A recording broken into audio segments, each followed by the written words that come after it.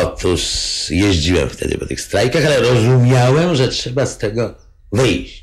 Że nie ma wyjścia, że trzeba z tego wyjść konstruktywnie, że tutaj bez rządu obdarzonego zaufaniem społecznym nic się nie zrobi. Nic. Powtarzałem to w koło.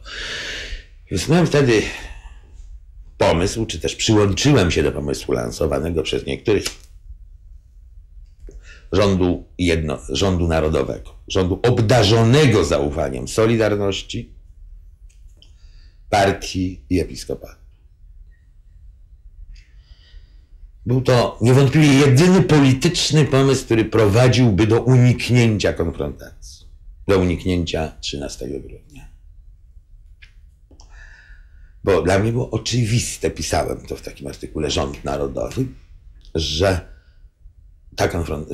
ten zamach stanu wojskowy musi nastąpić. Ja się myliłem tylko w tym, i to poważny błąd. Byłem przekonany, że w zwarciu z krajowymi siłami my wygramy. I dopiero wtedy wjadą sowieckie czołgi. Dla mnie to była sprawa po prostu końca świata i do tego nie wolno pod żadnym pozorem dopuścić. Więc jak mówię, ten mój polityczny pomysł, jedyny był to polityczny pomysł rozwiązania, ale był zarazem niepolityczny, bo on nie miał zwolenników. Solidarność bała się, że nie chciała wziąć odpowiedzialności za ten cały bardak do spółki z komunistami, którym ludzie nie wierzyli. Komuniści nie chcieli się z nikim dzielić władzy, chcieli skoku na władzę. Siły w partii, siły reformy okazały się za słabe. To był cały ten problem i stąd zresztą pomysł Rządu Narodowego, że trzeba w ten sposób wesprzeć wprost. No a episkopat oczywiście, nawet gdyby chciał, to by nie mógł w tej sytuacji, w której dwaj podstawowi polityczni partnerzy nie chcieli. Także ten pomysł politycznie nie mam się tu czym chwalić, bo polityk nie może opowiadać, miałem rację, skoro nie umiał do tej racji przekonać. Na tym polega robienie polityki, że się ludzi do niej przekonywuje. Właściwie było jasne, że dni nasze są policzone.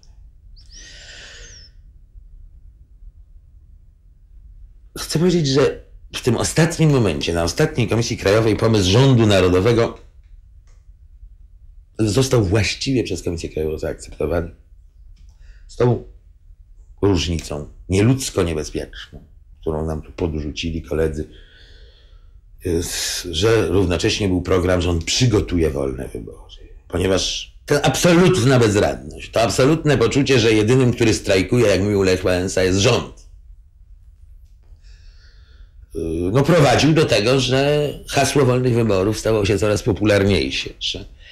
A co zabawne, nasza prawica, czy jej niemała część, w walce o rząd dusz nie zawahała się rzucić hasło wolnych wyborów.